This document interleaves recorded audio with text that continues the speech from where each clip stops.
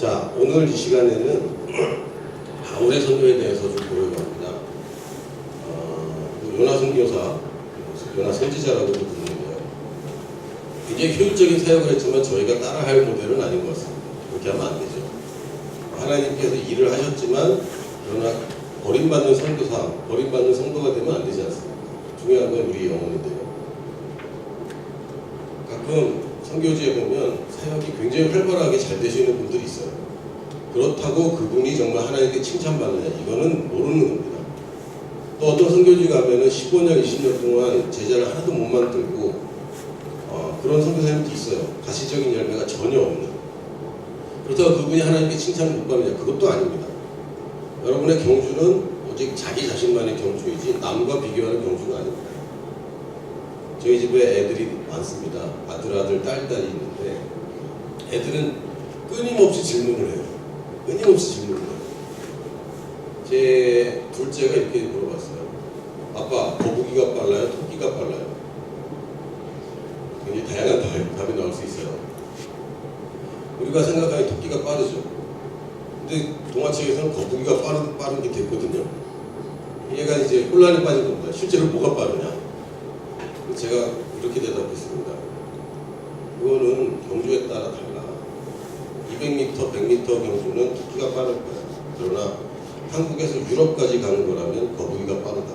토끼는 중간에 죽는다. 거북이는 200년을 살기 때문에 거북이가 빠르다.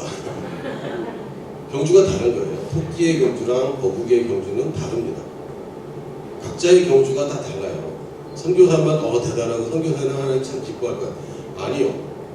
하나님 은혜를 많이 주셨고 은혜를 많이 주신 사람한테는 기대하는 게 더 큰 겁니다. 많이 준 사람한테는 많이 찾고 적게 준 사람한테는 적게 찾습니다. 아멘. 그럼 여러분 적게 받고 적게 일할 걸 생각할 건지 많이 받고 많은 일을 할 걸 생각할 건지 이건 우리들의 갈망입니다. 어떤 게 더 낫겠습니까? 여러분 더 많은 일하고 더 힘든 일을 하는 사람들이 괴로울 것 같잖아요. 그건 전혀 그렇지 않습니다. 하나님이 특별한 도우심이 있어요. 특별한 도우심. 특별한 혜택들이 있습니다. 남들이 안 하는 걸 할 때 특별한 혜택이 있어요. 저는 둘째로 태어났고 제 운명은, 제 인생은 어떻게 시작했냐면 형을 이기고 싶다라는 데서 시작했습니다. 저희 형이 저보다 키가 한 7cm가 더 커요. 그리고 조금 더 잘생겼습니다. 그게 그거긴 하지만 그리고 저희 형은 서울대를 갔어요. 이 동생이 나 서울대 쉽게 가는 줄 알았어요. 이거 쉽게 갔거든요. 서울대 가는 거 쉽구나 이렇게 생각. 그렇지 않더라고요. 근데 저는 형을 막 이기고 싶은 야곱 같은 그런 마음이 있었어요. 둘째들 보통 이제 형제가 있으면 둘째들이 그런 경쟁심과 그런 것들이 있을 수 있습니다. 저는 좀 그랬어요. 비교하고 열등감하고. 근데 제 마음의 열망이 뭐냐면 1등하고 싶다. 근데 형을 이길 수는 없어요. 왜? 먼저 태어났기 때문에. 죽을 때까지 형이잖아요. 죽을 때까지 장남이고. 이길 수는 없습니다. 근데 제가 최고로 잘하는 1등은 제가 힘들다는 것을 깨달았습니다. 왜냐하면 최고로 잘해서 1등이 되면 또 다른 경쟁이 또 있어요. 또 경쟁해야 됩니다.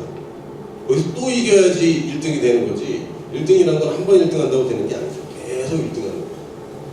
근데 장남의 1등이 있어요. 장남의 1등은 뭐냐면 먼저 했기 때문에 영원히 1등인 거죠. 먼저 했으니까 영원히 1등이에요. 그러니까 저희 형은 자기가 뭐 계획한 건 아니지만 첫째가 됐고 영원히 첫째입니다. 그 기네스북에 보면 최고 수준을 도달한 사람들이 있는 반면에 또 다른 분야는 뭐냐면 최초로 한 사람들의 분야가 있어요. 저는 하나님 나라에 갔을 때 하나님이 이 방면에서 내가 1등이 할 때 제가 거기 가고 싶어요. 모든 방면의 1등은 불가능합니다. 전도를 많이 한다. 라인하르트 본케 목사님이나 T.L. 오스몬 목사님 수천 명, 수만 명을 막 한꺼번에 전도하고 뭐 이런 분들하고 제가 경쟁에서 이길 수 있을 것 같지 않아요. 헌금을 많이 한다. 경쟁에서 이길 수 있을 것 같지 않아요. 큰 교회를 세운다. 안 될 것 같습니다. 근데 제가 할 수 있는 분야가 있어요. 이종족 누가 기도했어요? 이종족 아무도 복음을 못 전하는데 누가 복음을 전하려고 제일 먼저 마음을 품었어? 그쵸? 완전 1등은 아니라 그 1등 그룹에 저는 들어가고 싶어요. 뭐를 잘 생각해야 됩니다. 최초에게는 특별한 은혜가 있습니다. 최초에는 특별한 은혜가 있습니다. 장남도 특별한 은혜가 있지만 하나님의 미션에 있어서도 개척자에게는 특별한 은혜가 있습니다. 아멘? 따라가는 사람들은 특별한 은혜가 좀 크지 않아요. 그러나 개척자에게는 특별한 은혜가 있고 하나님의 특별한 축복과 은총이 있습니다. 제 이름이 조슈아입니다. 여호수아는 사실 특별히 막 고생하고 힘든 게 이렇게 하지 않았죠. 그냥 순조롭게 승리하며 살았습니다. 누가 고생을 많이 했냐면 모세가 고생을 많이 했죠. 모세는 정말 특별히 준비되었고 특별한 은혜 가운데 살아서 결국 모세와 조슈아, 여호수아를 비교하면 사람들은 모세를 더 칩니다. 맨 오브 갓, 하나님의 사람. 그러면 이 대명사처럼 모세예요. 여호수아를 맨 오브 갓이라고 하지 않습니다. 모세를 맨 오브 갓. 모세는 못 들어가는데, 가나안에 못 들어가는데, 그러나 이 사람이 개척자예요. 이 사람이 시작한 사람이고, 이 사람이 돌파하고 넘겨졌을 때 그 다음 사람이 더 잘하는 것을 이 사람이 했어요. 그래서 사실은 여호수아는 모세를 뛰어넘지 못합니다. 대표적인 예가 모세는 여호수아는 대단한 제자를 키웠지만 여호수아는 대단한 제자는 사실 나오지 않았어요. 물론 갈렙을 제자로 보는 사람들도 있습니다. 이게 동기죠, 어떻게 보면. 그런 걸 볼 때 개척자에게는 큰 은혜와 혜택이 있습니다. 작은 예를 하나 말씀드릴게요. 제가 라오스 교복 얘기를 말씀드렸는데 대학생이 교복을 입게 돼 있습니다. 그래서 저는 교복 입는 게 너무 창피한 거예요. 나이도 많고 교복을 입고 다니던 사람도 아니고 교복이라 가지고 그냥 까만 바지에 하얀 와이셔츠에 교패를 홈에서 붙여야 되고 넥타이를 매는 거예요. 근데 이게 너무 창피한 거죠. 왜 아무도 그렇게 안 입어요, 라오스 사람들은. 양복을 거의 입지 않습니다. 근데 대학생들만 넥타이까지 매고 와이셔츠가 다녀야 되는데, 그래서 제가 학교를 갈 때는 교복을 입어야 되기 때문에 오토바이를 타고 다니는데 교복을 입고 잠바를 입고 학교를 갔다 오고 어디 누구를 만나러 갈 때는 꼭 집에 들려서 교복을 갈아입고 나갔습니다. 근데 라오스는 우체국이 배달을 안 해줘요. 전화를 해줍니다. 그 주소를 안 써도 돼요. 전화번호만 적으면 돼요. 우체국에서 전화하죠. 소포학생에 찾아가라고. 그럼 이제 가서 제가 찾아오는 거예요. 굉장히 그 선진 분류 시스템이죠. 택배 트럭 뭐 이런 게 전혀 없어요. 받는 사람이 가서 소정의 요금을 내고 보관료를 내야 돼요. 보관료를 좀 더 내고, 문제는 그 해외 속보의 경우에는 거기에 세관이 있습니다. 이 세관원이 그걸 다 열어보라고요. 그리고 세금을 매기는 거죠. 이거 쓰던 거라고 아무리 얘기도 아니라고, 여기서는 새 거라고 그러면 세금을 내라고. 뭐 세금을 얼마를 내야 되냐? 그럼 자기가 이렇게 얘기합니다. 나도 모르지. 내일 관세청 직접 가서 세금을 내고 그리고 그 세금 영수증을 가져와서 다시 찾아가. 이렇게 얘기합니다. 관세청이 어딘데? 여기 설명하는데 뭐 막 찾아가고 줄 서야 되고 거기 사람 없으면 또 다음날 가야 되고 너무 힘들어요. 그럼 이제 사람들이 뭐라고 물어보면 여기서 내면 안 돼? 이렇게 물어봅니다. 그럼 그 사람이 그러면 여기서 내도 되는데 여기는 그 담당 부서가 아니기 때문에 영수증을 못 줘. 이렇게 얘기하죠. 그럼 이렇게 들어가는 거예요. 사실은 돈 좀 주면 해줄게 이 얘기를 이렇게 길게 장황하게 돌려서 얘기해요. 라오스 사람들이 그렇습니다. 너무 피곤해요. 그냥 나 1,000원 주면 해줄게 이렇게 얘기하면 참 좋겠는데 그렇게도 안 합니다. 또 제가 고지식해서 그런 뇌물 주는 거 제가 감당을 못해요. 마음이. 그래서 안 합니다. 그러면 1시간 2시간을 계속 실랑이를 해야 돼요. 그러면 나는 줄 때까지 안 간다고 그러다가 결국엔 가져가라고 이러면 이제 가져오고. 그러니까 한국에 속보가 오면 스트레스 받습니다. 제발 새 거 보내지 말라고 그러는데 누가 선교사한테 보내면 큰 거 보냅니까? 새 거 보내지. 좋은 거 보내고 싶어 하고. 근데 새 거가 오면 너무 피곤하고. 근데 한 날은 제가 한국에서 제가 갖고 싶어서 주문한 게 뭐가 있었어요. 뭔지는 기억이 안 납니다 이제. 근데 어쨌든 새 거를 주문해서 그 새 거를 받아서 포장을 뜯고 누군가가 보내준 어떤 물건이 있는데 제가 기다리던 게 왔다고 전화가 온 거예요. 학교에 있는데 전화가 왔어요. 그래서 난 그거 빨리 갖고 싶은데 있잖아요. 그 한국 여성들이 가장 선호하는 남성 직업 택배기사. 결혼 선호 말고 결혼으로 선호하는 거 아니야. 늘 기다려줘. 빨리 왔으면 좋겠고 왔나? 안 왔나? 왔나? 안 왔나? 그 마음, 설레는 마음 있잖아요. 알아. 내 건 거 알아. 하지만 빨리 갖고 싶은. 그래서 그날은 교복을 안 갈아입고 간 거예요. 교복을 입고 우체국 갔습니다. 근데 이제 머릿속에는 야 이거 새 건데 이걸 또 어떻게 또 신랑이를 해야 되나 좀 피곤하겠다. 그래서 갔어요. 갔는데 세 가지 지나고 저를 딱 보더니 너 학생이야? 이러더라고요. 나 서울대 학생이야. 라오스의 서울대에 제가 다녔거든요. 서울대 국문학과. 라오스어 학과니까 한국으로 얘기하면 서울대 국문학과죠. 그래서 내가 서울대 국문학과 학생이라고 했더니 언어 교육 아니라고 나 본과 1학년인데 그러냐고 어쩐지 라오스가 잘한다 뭐 이러면서 야 외국인인데 어떻게 한국어 잘하냐 뭐 이런 어쩐 것 같더니 나 빨리 가져가래. 외국인이 서울대에 와서 자기네 말을 전공하는 걸 이 사람이 아니까 마음이 녹는 거죠. 전혀 예상치 못했는데 가져가래. 돈을 번 것도 아닌데 제 스트레스가 한 방에 날아간 거예요.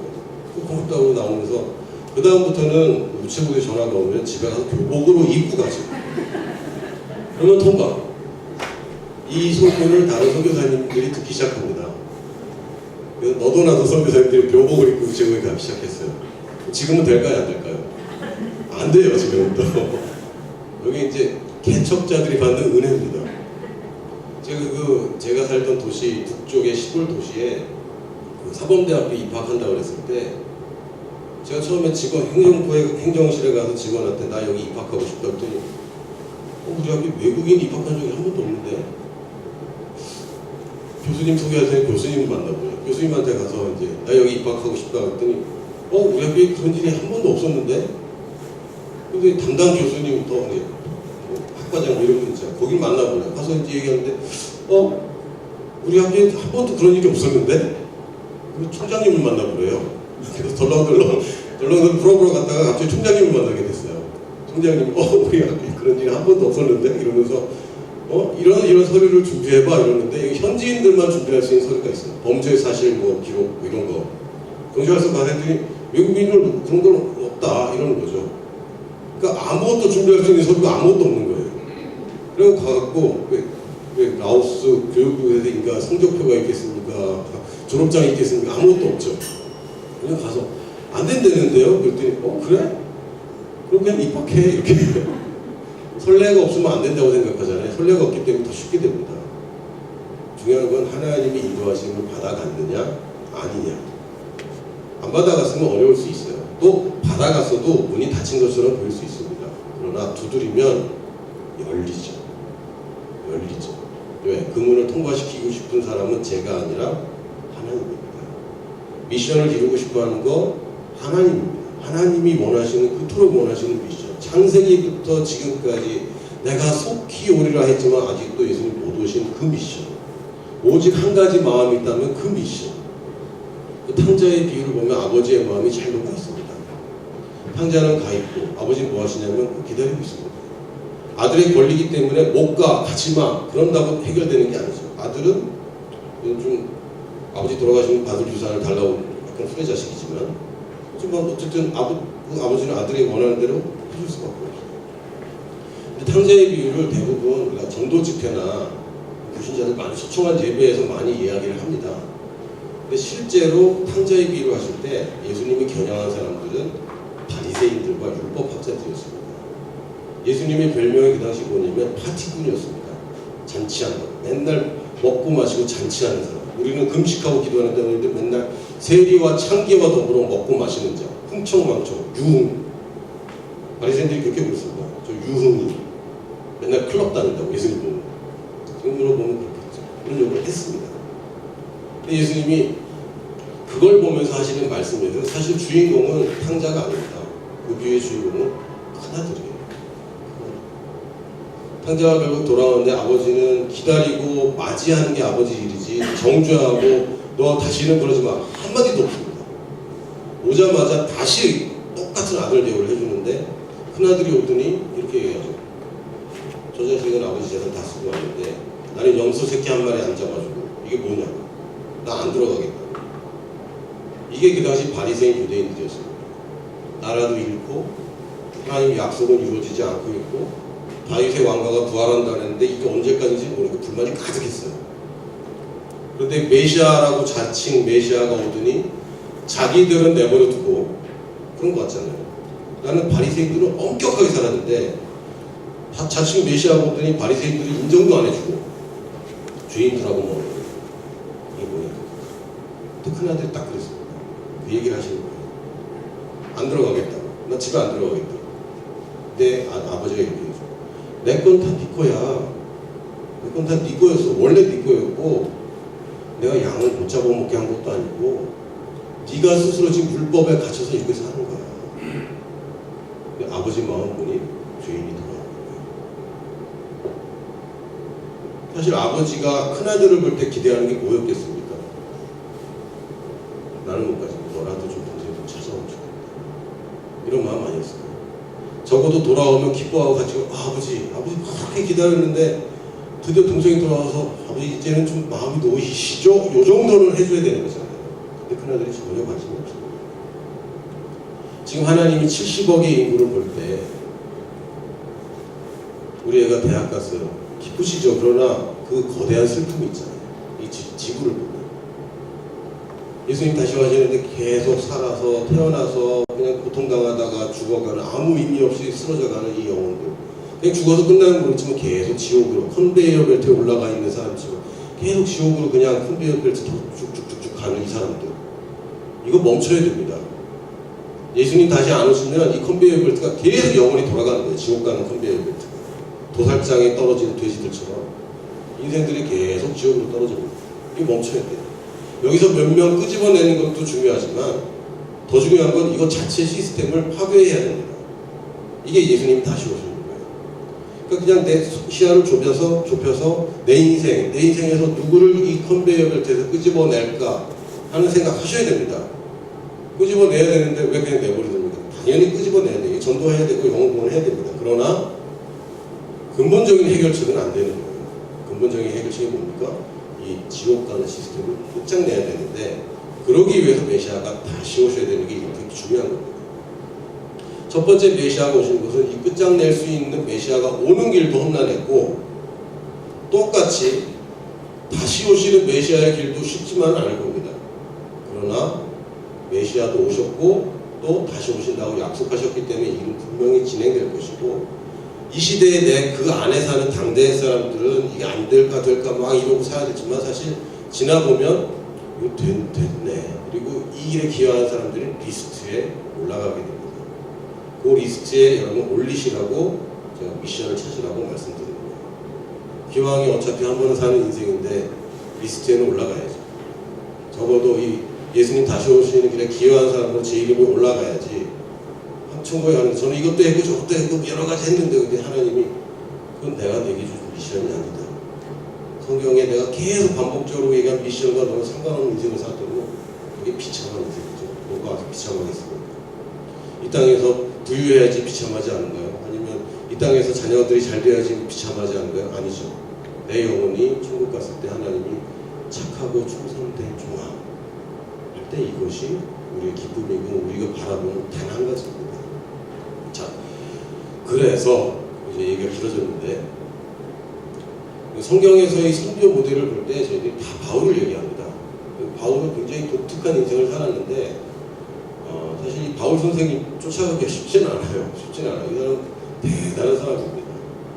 도로에 돌로 쳐서 죽였는데, 갖다 버렸어요. 시체를 갖다 버렸는데, 저 같으면 깨어났죠. 죽었다가 다시 살았다라고 생각하는 사람도 있고, 잠깐 혼수 상태였다라고 생각하는 사람도 있는데, 어찌됐건 거의 죽은 사람을 버려놨는데 돌모독에서 이 사람이 다시 일어납니다. 저 같으면 하나님 나 좀 쉴게요. 힘드네. 몸도 마음도 다 아프네. 안식년을 좀 해야 돼. 이럴 것 같아요. 저는 하나님, 제가 이 훈장을 받았습니다. 이 정도 핍박 받았으면 제가 할 거 다 한 거 아닙니까? 일단은 앞날은 모르겠고 일단은 좀 쉴게요. 제가 이걸 감당하기 어려운 것 같아요. 죽을 뻔했잖아요. 이럴 것 같아요. 근데 사도 바울은 일어나더니 다시 자기를 죽인 그 도시에 찾아가서 제자들 다 인사하고 다른 데로 또 가서 선교 사역을 계속합니다. 이 양반은 쉬지도 않아. 어떻게 이런 양반이 더 있나. 근데 이 사도 바울은 그 갈망이 그렇게 컸어요. 표대를 향해서 내가 달려간다.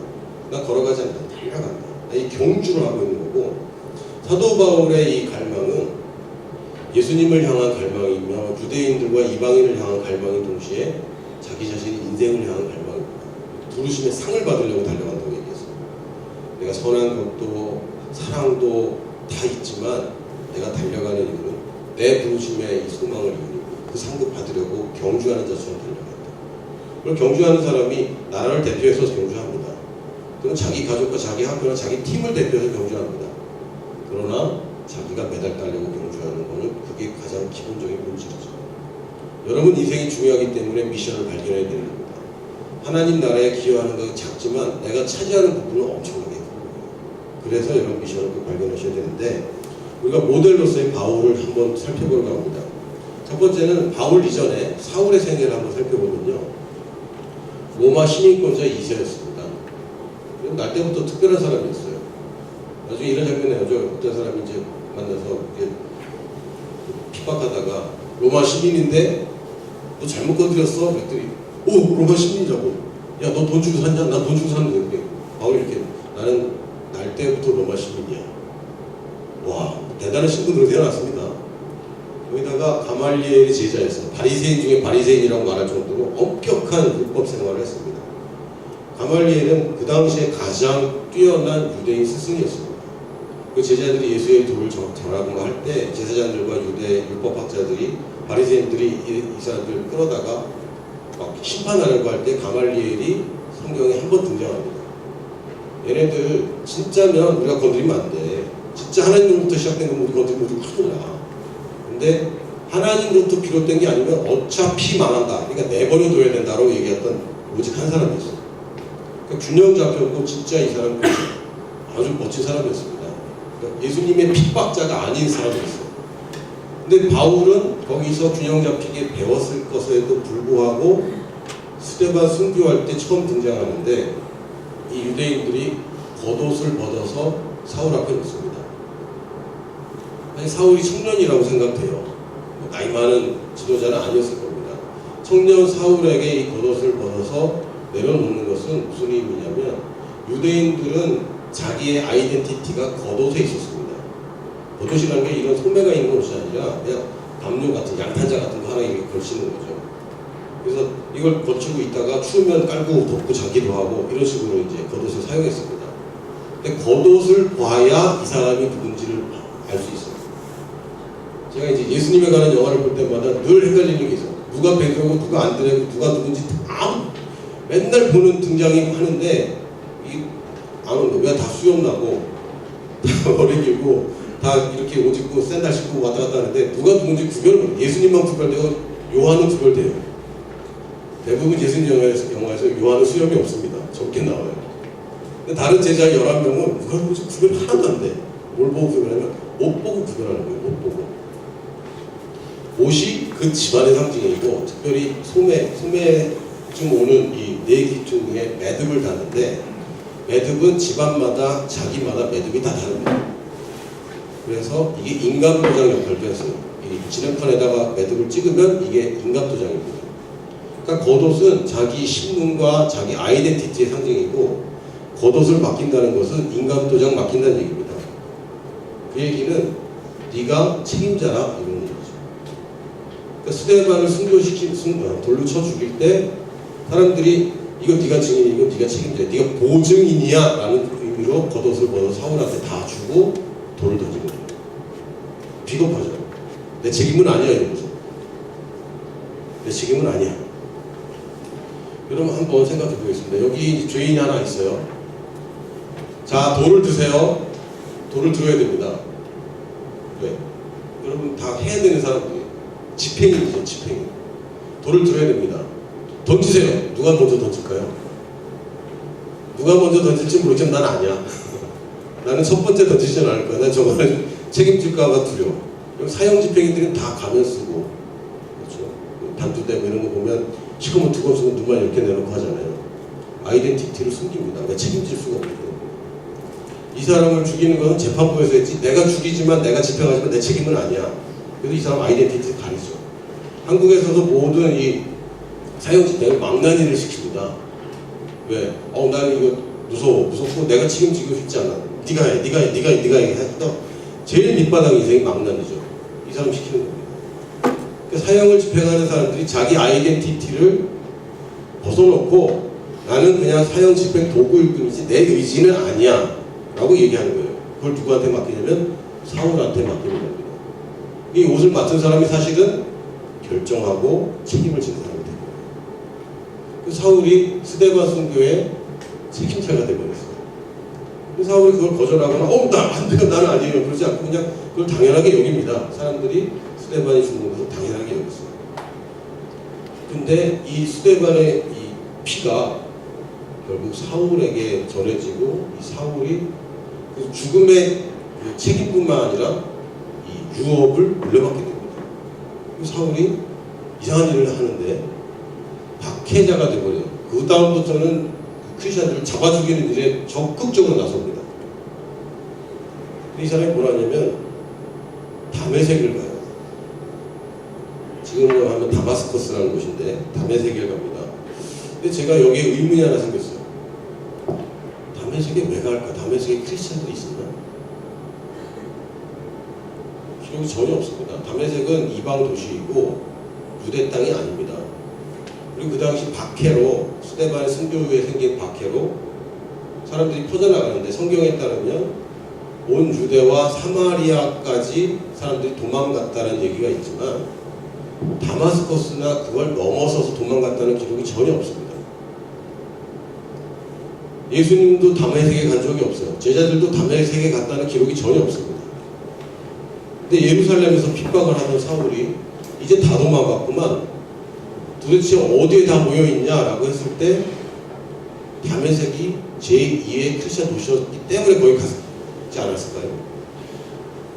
사울이 교회를 파괴하려고 찾을 때 다메섹에 가면 다메섹에 이미 교회들이 가장 잘 자라고 있기 때문에 거기 갔을 거라고 저는 생각해요. 그리고 실제로도 아나니아라는 하나님과 기도하면서 하나님의 명령을 목숨 걸고 지킬 만한 크리스천이 이미 있던 도시가 다메섹이었습니다. 이 다메섹에 도대체 누가 복음 전했나? 다메섹에 언제 누가 교회를 세웠나? 성경에 기록이 없습니다. 근데 힌트는 있어요. 힌트는 있는데 정확하게 이걸 연결시킬 수도 있고 안 할 수도 있습니다. 그래서 저는 아마 이랬을 것이다라는 생각은 들어요. 좀 이따가 말씀드릴 겁니다. 근데 어쨌든 바울이 다메섹의 교회가 왕성화되니까 그거 잡아주려고 가는 도중에 길에서 예수님을 만납니다. 예수님이 아주 의미심장한 일이에요. 왜 나를 핍박하냐? 아니 사울은 예수님 잡아주는데 일조하지도 않았고 이 사람은 크리스찬들과 교회를 핍박했지 예수님을 핍박한 게 아닌데 예수님은 그걸 너는 나를 핍박하는 거지. 예수님의 몸된 교회를 핍박하는 것이 예수님을 핍박하는 겁니다. 사울이 말에서 떨어지고 예수님 얻었다가 회심을 하게 됩니다. 그러고 나서 사람들이 사울을 받아줬느냐? 못 받아주죠. 이 사람 회개했다. 그럼 겁나죠. 그러나 실제적으로는 그 당시 크리스찬 사회가 굉장히 작았습니다. 대부분 한 달이 건너면 다 아는 사람들이에요. 그리고 가족 중심이고. 그래서 바울이 이게 편지 쓴 거 보면 누구의 아들에게구나, 누구의 어머니에게구나 하고 이렇게 돼 있어요.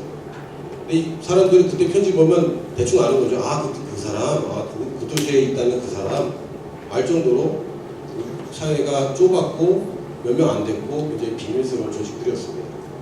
다시 얘기하면 사울이 핍박한 사람이 대부분 내가 아는 사람들인 거예요. 대부분. 어쩌면 우리 아버지가 사울 때문에 잡혀서 죽었을 수도 있어요. 혹은 우리 교회 김 집사님이 사울 때문에 지금 감옥에 가 있을 수도 있어요. 알았어. 사울이 회심한 걸 알겠어. 근데 나는 얘가 우리 교회는 절대 안 왔으면 좋겠어. 너무 힘들어. 불편해. 그럴 수 있지 않습니까? 교회에서 애들끼리 싸우는데 우리 애가 여기 상처 입었어. 그 엄마 다시는 못 죽잖아요. 이 작은 건데도. 사울이 크리스찬들을 핍박했는데 거기 제가 아는 사람들이 분명히 있겠죠. 그러니까 교회에서 사울을 받아줄 수가 없는 겁니다. 얘는 회심했다는 건 나도 알겠는데 사실 회심도 못 믿겠고 얘가 오면 내 마음이 너무 힘들어. 근데 우리 바나바 선생님, 저는 천국 가면 가우처 목사님 인사하고 바나바 선생님한테도 가서 제가 큰절을 할 겁니다. 어떻게 이런 분이 있나 싶을 정도로. 이 바나바 선생님이 없었으면 사실 우리가 갖고 있는 신약 성경은 몇 페이지 되지 않을 거예요. 사도 바울이 대부분을 썼는데 이 사도 바울을 발탁한 사람이 바나바. 남들 다 내버렸을 때 주목하여 보고 이 사람 괜찮은데 오랫동안 지켜보다가 안디옥 교회에 콜링이 있을 때 사울을 데려가죠. 굉장한 모험이었습니다. 바나바가 그런 이제 믿어주고 사람들을 세우는 일을 탁월하게 잘했습니다. 바나바 사도가 뭐 얼마나 많은 일을 했는지 성경에 기록은 없는데 제자 하나를 끝내주게 키웠습니다. 바울을 키웠어요. 그리고 나중에 바울이 자기보다 커지는 것을 목격하죠. 이게 훌륭한 제자 양성입니다. 제자가 나보다 더 커야 성공이에요. 근데 바울을 자기보다 훨씬 높은 자리까지 앉혔습니다. 근데 바울이 화나고 나갔죠. 왜? 마가 때문에. 마가를 팀에 넣느냐 안 넣느냐 그것 때문에 싸우고 바울은 끝까지 야 그래도 한 번 더 기회를 주자. 근데 바울은 팀 사역이 굉장히 중요하다고 여기는 사람이라 팀원들을 구별해서 뽑아야 된다고 여겼습니다. 맞습니다. 근데 바울은 얘는 안 돼. 신라를 데리고 다시 팀을 꾸려서 선교여행을 떠납니다. 근데 마가가 나중에 어떻게 되냐면요. 바나바가 다시 거둬들여서 마가를 키웠을 때 나중에 바울이 편지합니다. 마가를 데려와라. 얘가 나한테 큰 도움이 된다. 마가가 바울은 얘는 안 돼라고 했던 사람이 바울이 인정하는 제자가 됐어요. 그리고 그 마가가 최초로 복음서를 씁니다. 그걸 보고 누가와 마태가 복음서를 씁니다. 그리고 요한이 나중에 복음서를 써요. 그 당시 사람들은 예수님이 곧 오실 줄 알고 성경을 기록할 이유를 못 찾았습니다. 금방 오실 건데 그걸 기록하고 있어요. 금방 오시면 끝인데. 근데 안 오시는 거죠. 그래서 뒤늦게 마가가 복음을 쓰기 시작합니다. 사실 마가가 없었다면 사복음서가 존재 안 할 수도 있고 요한복음 단락 하나 있었을 수도 있어요. 근데 그걸 뿌리를 찾으면 다 바나바입니다. 성경 저자 베드로나 또는 요한을 제외한 대부분의 성경 저자들의 뿌리가 누구냐면 바나바죠. 바나바가 키운 사람들이 성경을 쓴 거예요. 그래서 사실은 성경에 대해서 가장 먼저 기여한 사람이 있다면 바나바입니다. 바나바 선생님 만나면 꼭 인사하시기 바래요. 감사합니다. 덕분에 제가 성경 잘 읽었습니다. 이렇게 얘기하셔야 돼요. 그리고 예루살렘과 유대와 사마리아 땅에까지 복음이 증거되는데 요걸 넘어서는 일은 아직 벌어지지 않습니다. 예수님이 뭐라 했냐면 예루살렘과 온 유대와 사마리아와 땅 끝까지 이르러 증인이 되리라 했는데 성경 기록에 보면 사마리아까지 사람들이 도망가고 퍼져나가고 거기에 복음이 들어가게 됩니다. 어떻게 말씀드리면 빌립 집사도 아무도 12제자 중에는 아무도 가지 않는데 사마리아로 가서 전도할 때 거기 사람들이 복음을 많이 받아들였습니다. 그 시를 예수님이 끊어놨잖아요. 자, 이번엔 바울의 인생입니다. 사울과 바울의 차이를 혹시 아십니까? 가나다라 마파사. 바울이 먼저네요. 네. 사울은 유대 이름입니다. 베냐민 지파로서는 베냐민 지파에서 가장 위대한 인물은 사울 왕이거든요. 집안에서 가장 높이 올라간 사람이 사울이에요. 베냐민 지파에서 가장 유명하고 가장 선호하는 이름이 사울입니다. 바울은 헬라식 이름이에요. 헬라어 이름입니다. 제 본명이 있어요. 한국 이름이 있습니다. 조씨가 아닙니다. 심지어 김씨예요. 이 이름은 제가 한국에 있을 때 쓰던 이름입니다. 김모모 목사 이렇게 불렸습니다. 성교지 가서는 제가 조슈아라고 얘기합니다. 사실은 거꾸로예요. 성교지에서는 사실은 제 본명 써야 됩니다. 여권을 보여줘야 되기 때문에 어쩔 수 없어요. 이제는 한국에 오면 제가 조슈아입니다 이렇게 얘기를 하죠. 내가 만나는 대상에 따라서 달라집니다. 여러분 미국에 가면은 여러분 한국 이름 얘기하면서 미국 사람들이 응? 잘 모를 거예요. 미국 이름이 필요합니다.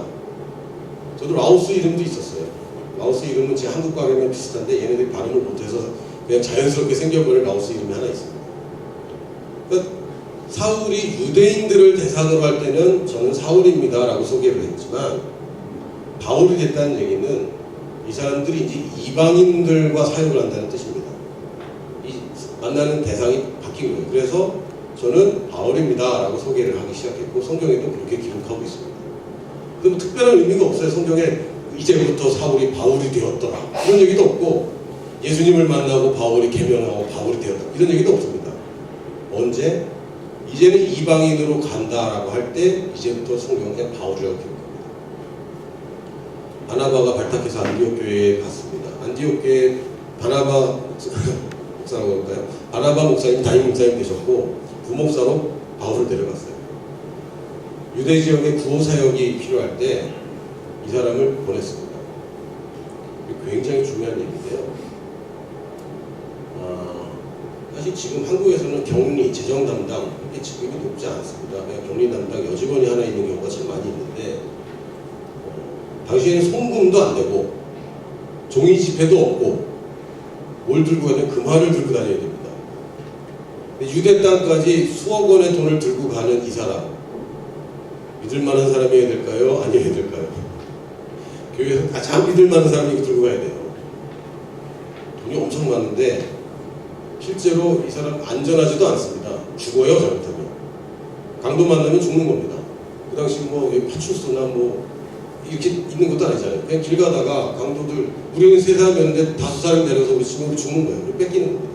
위험한 일이고 이걸 안 가져가면 괜찮은데 돈가방 들고 있기 때문에 죽을 수 있어요. 거기다가 만약에 이 사람이 야 우리 예루살렘 말고 좀 딴 데 들렸다 가자 뭐 이렇게 튀면 못 찾아요. 그냥 끝입니다. 특히 로마 시민권자인 바울한테 그걸 맡겼는데 바울이 로마로 튀면 절대 못 찾죠. 그러니까 사실은 이 돈을 보내는 거 당신이 이 현물을 들고 가야 되기 때문에 굉장히 믿을 만한 사람을 보냈는데 벌써 바울이 가장 믿을 만한 사람이었고 바나바와 바울이 그 돈을 들고 예루살렘에 가는 겁니다. 예루살렘 드디어 이 교회의 본거지 베드로가 있는 예루살렘에 보내는 사람 교회 대표들이 가는 겁니다. 하수인들이 가는 게 아니라 최고급 리더들이 거기 가는 거예요. 그리고 안디옥 교회에서 5명의 리더십이 기도하고 담임 목사와 부목사를 보내기로 결정했어요. 할렐루야. 성경제에 갈 때 제가 그때 한 얘기는 아니고요. 우리 교회에서 유능한 사람을 보내는 게 맞는 겁니다. 우리 교회에서 그만한 유능한 사람들은 교회를 지켜야 되니까 놔두고 그리고 이제 2진, 3진 이렇게 보내는 게 아닙니다. 성경적인 선교는 가장 유능하고 가장 사역을 잘하고 가장 열매가 많은 사람을 보내는 거예요. 그리고 저는 열매가 없는데 선교지를 어떻게 가요? 안 가요. 걱정하지 마세요. 열매 생길 때까지 가시면 안 됩니다. 안에서는 새는데 밖에서는 안 셀 거라고 기대하면 안 돼요. 더 힘든 환경이고 더 돌파를 해내야 되기 때문에 가장 강력한 사람을 보내는 게 맞습니다. 그 사람들은 거꾸로 생각해요. 가장 유능하고 이분이 우리 교회를 지켜줘야지 라고 생각하는데 사실은 그렇지 않습니다. 안디옥 교회가 선교의 모범이라고 할 때 안디옥 교회는 탑 리더 2사람을 선교해주고 있어요. 그리고 나머지 3사람이 그 기름 부음을 다시 물려받고 교회를 잘 다스립니다. 별 문제가 없어요. 잃어버린 양을 찾아가는 게 예수님이지 99마리가 있는 게 이게 더 중요하지. 아니요, 예수님은 그렇게 생각하지 않으세요. 99마리 양은 안전한 데 있기 때문에 목자는 한 마리를 잃어버린 그 양을 찾아가야지. 이게 예수님 방식입니다. 성교도 마찬가지입니다. 우리 교회에서도 감당하지 못해서 우리 교회 사역이 없어서 이런 분들이 성교해 주시면 안 돼요. 이런 말한테 저도 많이 찔립니다. 그렇다고 제가 뭐 유능한 사람은 그렇지는 않은데 적어도 한국에 있으면서 전도해봐야 되고요. 전도할 뿐만 아니라 뭐 프로그램에 참여해서 하는 거 말고 스스로 불신자를 만나서 전도할 수 있는 사람이 나가야 됩니다. 이 사람을 제자로 키워본 사람이 나가야 됩니다. 적어도 작은 그룹이라도 그룹을 만들어낼 수 있는 그런 경험이 있는 사람이 나가는 게 좋습니다. 물론 제가 말씀드리는 거는 현장의 개척 선교자 그리고 다른 여러 가지 다양한 방법이 있는데 돕는 선교가 분명히 있어요. 그걸 얘기하는 게 아니라 현장의 리더로 갈 사람들은 여기서 리더가 된 사람들이 가는 것이지 절대로 여기서 훈련받는 사람들이 가는 건 아닙니다. 이 사람들은 현장에 리더가 있는 곳에 가서 같이 협력사역을 하게 해야죠. 현장의 개척 리더는 지금 있는 그곳에서 검증된 사람이 가는 겁니다. 자, 계속 보겠습니다. 유대인들이 결국 복음을 거절하고 이제 바울이 난 이제 이방인에게 가겠다라고 선언하고 그 다음부터 이방인으로 갑니다. 원래는 하나님이 이방인에게 복음 전하고 바울을 택했다고 그랬어요. 바울이 그걸 알고 있었습니다. 그런데 이방인으로 바로 간 게 아니라 유대인들부터 시작을 했죠. 그런데 안 받아들이는 걸 발견하고 이게 맞다. 이방인의 부르심이 맞구나 하고 이방인으로 가게 됩니다. 기적과 박해가 동시에 일어납니다. 플러스 마이너스가 같이 있어요.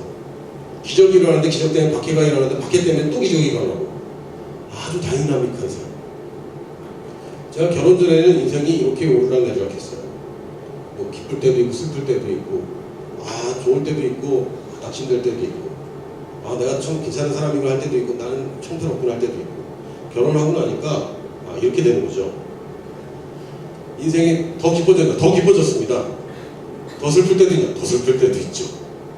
자녀를 낳았어요. 이렇게 움직이죠. 이 행복, 이 절망, 이거만 따뜻합니다. 제가 부모님의 사랑이 아가페 사랑이라고 제가 알고 있었는데 어느 날 이런 깨달음이 있었어요. 우리 애가 나를 사랑할 때 아무 조건 없이 사랑하는 걸 제가 알았어요. 물론 이제 좀 10대가 되면 조건이 생깁니다. 사주면 좋아하고 안 사주면 좋아하고 안 좋아하고 이런 조건이 생겨요. 그런데 어릴 때는요, 저는 사실 완전한 아가페 사랑하는 건 아닌 것 같아요. 얘도 나한테 잘하면 나도 기쁘고 뭐 이런 조건적인데, 그리고 안 그러려고 하지만 다른 애들이랑 비교가 되죠. 4명이나 있기 때문에 서로 비교도 되고 이게 아빠가 좀 부족합니다. 근데 제 셋째 딸 특정인을 걸어서 죄송하지만 내가 어느 날 아빠 하면서 저한테 탁 안기는데 얘는 정말 조건 없이 날 좋아하는구나. 아빠기 때문에 너무 기쁜 거예요. 절망이 이럴 때도 있죠. 여러분 어떤 걸 원하세요? 이런 삶을 원하세요? 아무 일도 안 생기고 좋은 일도 없고 나쁜 일도 없고 그냥 이거 죽어가는 거라니까요. 이거 영향력이 전혀 없습니다. 세상에 어떤 영향력도 이거 은둔형 외톨이들 집에 있고 그냥 남한테 주고받는 거 전혀 없고 이런 인생 살려면 이렇게 살아야죠. 그래 이 밑바닥까지 내려갈지라도 여기도 봐야죠. 관광 가서 버스에만 앉아있다 오시는 분들 계시잖아요. 땡볕이라도 가서 보고 와야지. 여기까지 왔는데 어차피 한 번 사는 건데 경험하고 이건 맛봐야죠. 이게 맞습니다. 이걸 노리는 거예요. 미션을 발견하면 사람들이 이걸 자꾸 보는데 아니요, 이게 있어요. 이게 있어요. 제가 이제 대학원을 다니다가 대학원을 그만두고 목사의 길로 들어섰습니다. 대학원 졸업을 못했어요. 그리고 제가 제 섬기는 교회 목사님을 찾아가서 제가 이렇게 목사가 되고 싶습니다. 그랬더니 저희 목사님이 뭐라 하시냐면, 야 잘했어. 목사가 최고야. 너 해보면 이거보다 더 좋은 게 없어. 이제야 발견했거든. 잘했다. 이렇게 얘기하셨어요. 근데 실제로 저희 목사님은 행복한 목회를 하고 계세요. 그런 얘기를 할 수 있는 거고, 그럴 때 비슷한 제자들이 나오는 겁니다. 선교사님들이 인상 쓰고 힘든 얘기 자꾸 하시는데 절대 제자 안 나와요. 근데 이 선교사가 너무 기쁠 때가 있어요. 그리고 맨날 고생하고 그런 거 아닙니다. 맨날 더워서 죽을 거 그러지 않아요. 괜찮습니다. 살만해요. 다 적응합니다. 근데 이제 선교사님들 앞에 오면 이제 극적인 얘기들을 얘기하지 짧은 1시간 동안에 일상적인 얘기 안 하잖아요. 극적인 얘기 하다 보면 이제 밖에서 보이는 거고 기적도 있는 거고 이런 거지, 일상이 맨날 기적과 박해만 계속돼. 피곤해서 죽습니다, 사람이. 사도 바울이 맨날 박해만 당했나요? 아니잖아요. 환영받고 제자들과 막 부둥켜 울고 기뻐하고 제자가 크는 걸 보고 그 희열이 있잖아요. 기쁨이 있습니다. 사도 바울이 이렇게 해요. 나는 빈곤에 처할 줄 알고 부유함에 처할 줄도 알아. 어떤 사람은 부유함에 처할 줄만 아는 사람이 있는데 아니에요. 그것도 틀린 겁니다. 어떤 분들은 또 빈곤에만 처할 줄 아는 분들이 있어요. 그것도 틀린 겁니다. 예수님이 가난하게 사역하셨을까요? 여러분 혹시 집 있으세요? 자기 집? 자기 이름으로 된 집? 은행집 말고? 이름은 내 이름인데 사실은 은행한테 빌려서 은행한테 월세 내는 집도 있잖아요. 성경에 따르면 예수님은 자기 집이 있었습니다. 가버나움 자기 집으로 돌아가시니 이렇게 돼 있어요. 예수님 집 있던 분인데 거기 안 살았을 뿐이죠. 예수님이 맨날 샌들 신고 맨발로 다니고 막 이렇게 막 가난한 거 같잖아요. 예수님이 돌아가셨을 때 그 로마 병사들이 그 풍습이 미신이 그 사형 당한 사람의 옷을 찢어가는 겁니다. 속옷이라고 했지만 우리가 생각하는 팬티나 뭐 이런 게 아니라 겉옷이 아닌 속옷. 이 옷을 찢어서 갖는 이 부족처럼 이런 풍습이 있었습니다. 근데 보니까 예수님 옷이 너무 명품이야. 이 편들을 이어서 만든 게 아니라 처음부터 하나로 짠 옷이에요. 굉장히 비싼 옷이었고 이 사람들이 너무 찢어가기 아까운데 그래서 그것을 제입에 뽑아 가져가죠. 예수님 좋은 옷 입었으니까 호르만 옷 입었습니까? 좋은 옷 입었습니다. 아까 말씀드린 예수님이 파티쟁이였다니까. 예수님 굶고 다니지도 않았어요. 어디 가도 늘 좋은 거 먹고 마시고 사람 유대인들, 바리새인들이 쟤는 맨날 먹고 마셔. 우리는 금식하는데 이렇게 욕할 정도로 풍요롭게 사셨습니다. 예수님이 자기 제자들 12명, 최소 12명, 때로는 70명이 따라다녔고 때로는 더 많은 사람들이 따라다녔는데 예수님이 맨날 예산이 부족했을까요? 넘쳤을까요? 예수님이 12제자들 중에 특별한 제자가 하나 있었습니다. 회계 담당. 가룟 유다가 회계 담당이었죠. 회계 담당이 있다는 얘기는 돈이 있다는 얘기입니까? 없다는 얘기입니까? 있었어요. 돈괴를 맡았더라. 돈괴를 들고 다녔습니다. 돈괴짝을 들고 다녔어요. 예수님이. 직접 만들고 가룟 유다가 그걸 들고 다니는 사람들. 돈을 괴짝으로 들고 다니는 사람들이에요. 우리가 생각할 때 예수님 영화 보면 다 흐름하게 있고 막 먼지 뒤집어 쓰고 원래 그래요. 그 동네는. 예수님 가난할 거라 생각하는데 예수님 사역하시는데 부족함이 전혀 없었습니다. 착각할 수 있어요. 늘 가난하고 맨날 밖에서 자고 아니 여행 가다가 보면 밖에서 자는 거고 기도하다 보면 밖에서 자는 거고 그러나 가난해서 그렇게 한 게 아닙니다. 심지어 가룟 유다가 그 돈에서 돈을 훔쳤는데 제자들이 몰라. 많았나요? 적었나요? 돈 1,000원인데 훔쳐가는 거 다 두통나죠. 가룟 유다가 계속 돈을 뺐는데 제자들은 몰랐어요. 예수님 아셨지만 제자들은 몰랐습니다. 이게 뭐죠? 사실 예산이 풍족하게 늘 있었습니다. 늘 있었어요. 근데 성전에 낼 돈 없어서 베드로한테 시키잖아요. 그때 그 옆에 가룟 유다가 없었으면 할 수 없죠. 회계 담당이 딴 데 있었으면 당장 지금 돈이 없는 왜 이 사람이 돈을 다 가지고 있기 때문에 그럴 수 있습니다. 그래서 예수님이 한 번도 억지로 어쩔 수 없이 굶거나 뭐가 없거나 그런 분이 없어요. 성경에도 내게 부족함이 없으리로다 그랬습니다.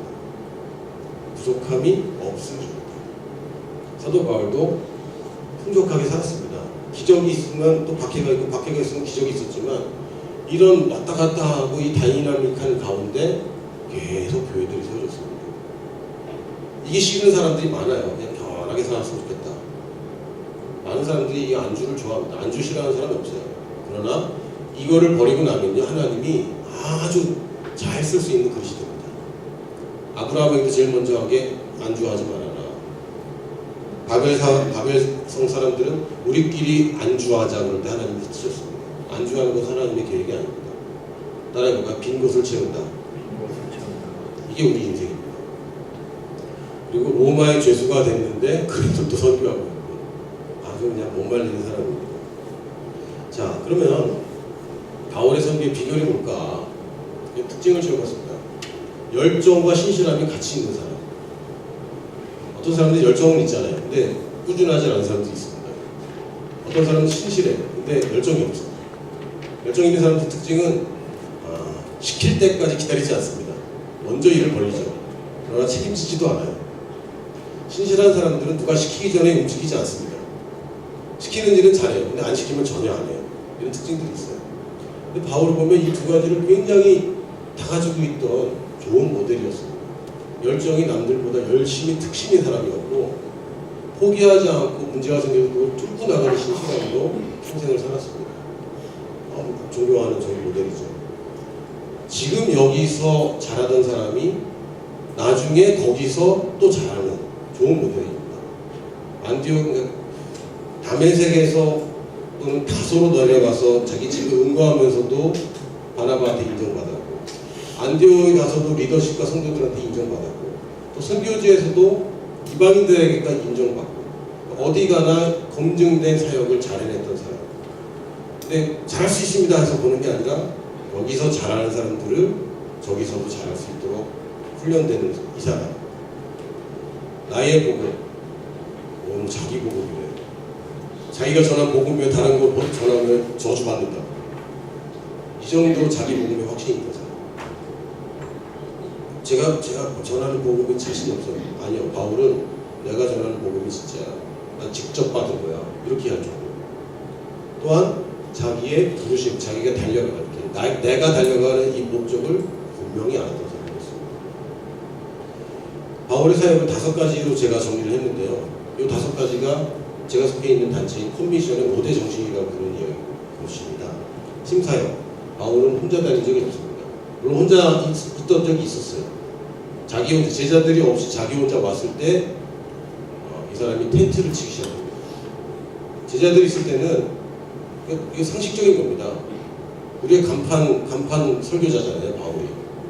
간판 설교자가 직업을 가지고 다른 일을 하는 것은 이거 인력 낭비입니다. 팀으로 움직이는데 누군가가 돈을 벌고 누군가는 다른 걸 하고 누군가는 말씀을 준비하고 이거 맞는 겁니다. 근데 바울이 혼자 갔으면 그 팀이 없잖아요. 그러면 먹고 살아야 되니까 자기가 텐트를 이제 만드는 일을 합니다. 근데 또 재밌는 것이 자기 직업을 가지고 텐트를 만드는데 또 텐트 만드는 사람들이 또 제자가 돼요.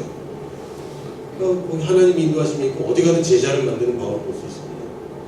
그래서 나중에 자기 제자들이 왔을 때는 말씀 전하는 일에 또 전념합니다. 이렇게 했다가 저렇게 했다가 굉장히 유연한 사역을 했어요. 아, 나는 전임 목사야. 나는 일하면 안 돼. 그러지도 않았고 일을 해주면 꼭 그런 것도 아닙니다. 상황에 맞춰서 중요한 것은 더 사역을 효율적으로 잘해내는 것이지 또 원칙이 있어서 선교사가 비즈니스를 하면 된다 안 된다, 목사여야 된다 안 된다, 직업인이어야 된다 안 된다 이런 얘기가 아닙니다. 단지 그 팀이 교회에 손만 벌리고 있지는 않았어요. 자립을 할 수 있는 팀을 운영했습니다. 부담이 있어서 더 부담스럽죠. 그러나 그럴 때 더 다이나믹한 사역을 할 수 있었던 것을 바울이 알고 있었습니다. 유대인들 교육이 직업 교육을 다 시키기 때문에 이 사람들은 어디 가도 먹고 살 걱정은 없습니다. 신사역을 했습니다. 믿음 선교를 했습니다. 믿음 선교는 하나님을 바라보고 가는 것이지 사람들의 후원을 기대하지 않습니다. 물론 오시고 그래도 해주세요. 하나님이 저한테 한 번도 지폐를 날린 적이 없습니다. 하나님 제가 돈이 필요한데 근데 지폐가 팔락팔락 이게 떨어진 적이 없어요. 뭐 그런 분들이 가끔 있으세요. 그러나 저는 없어요. 사람을 통해서 주셨죠. 그러나 사람을 의지하지 않습니다. 하나님께 구하는 거고 이게 힘들 것 같잖아요.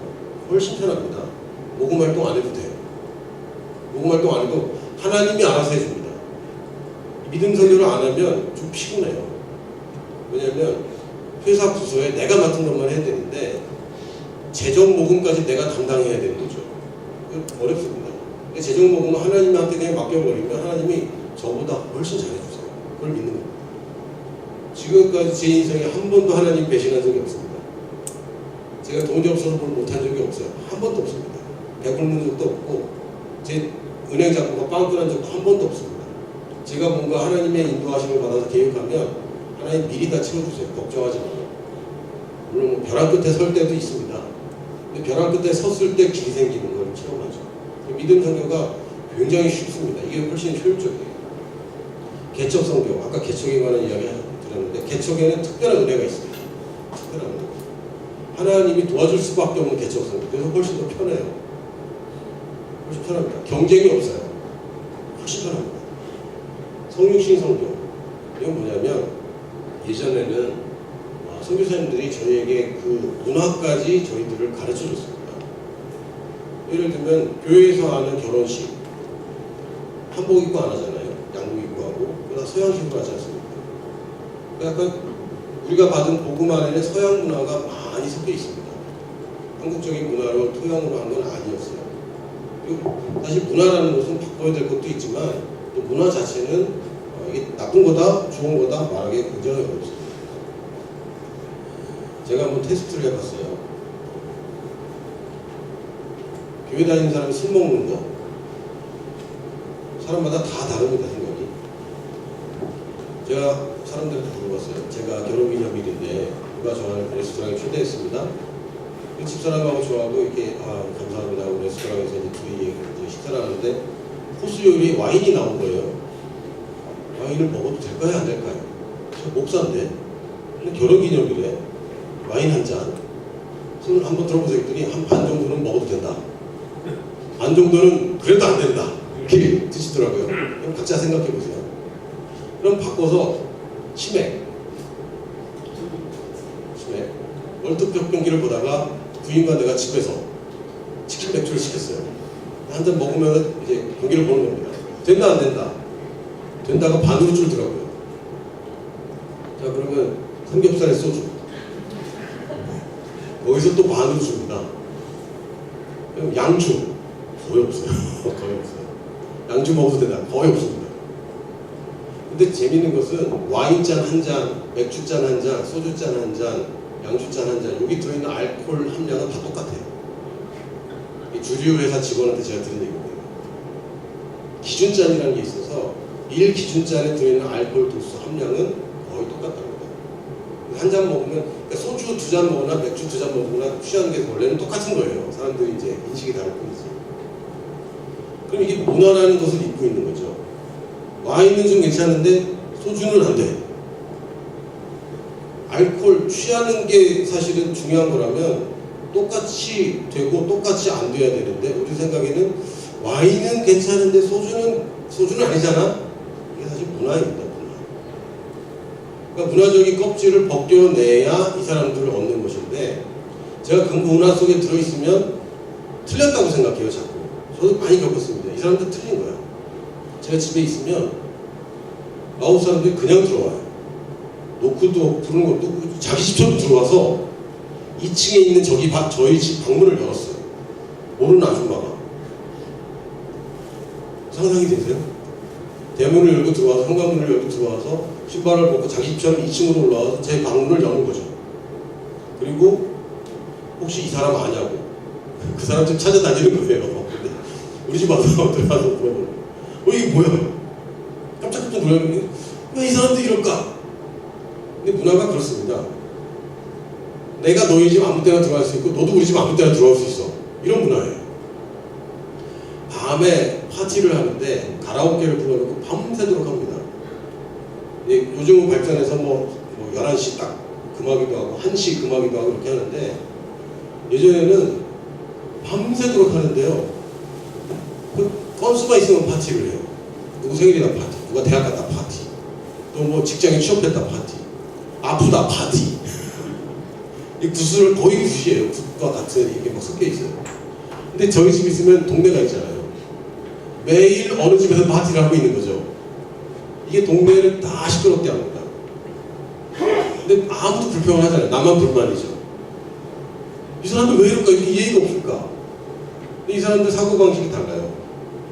너 파티할 때 난 참고, 그래서 내가 파티할 때 너희들도 참는 거. 공평해요, 사실은. 그게 이 사람들의 룰입니다. 근데 우리가 볼 때는 이건 너무 이상한 거죠. 너무 이상한 거. 화장실에서 휴지를 안 쓰는 거. 굉장히 힘들어해요. 근데 물로 닦는 거죠. 비데입니다, 사실. 훨씬 더 깨끗해요. 이건 문화예요. 어떻게 입을까? 문화입니다. 근데 선교사들이 자기가 불편하고 자기가 볼 때 틀렸기 때문에 문화를 교정하려고 하는 그런 잘못된 시도들을 합니다. 저도 했고. 이게 성경적인지 문화적인지 구별하는 게 쉽지가 않습니다. 정말 쉽지 않아요. 그러나 사도 바울 뭐냐면 유대인에게는 유대인처럼 헬라인에게는 헬라인처럼. 이게 기준입니다. 옳고 그른 게 아니야. 옳고 그른 게 아니고 내가 지금 삼으려는 제자가 헬라인이면 헬라 문화가 맞는 거야.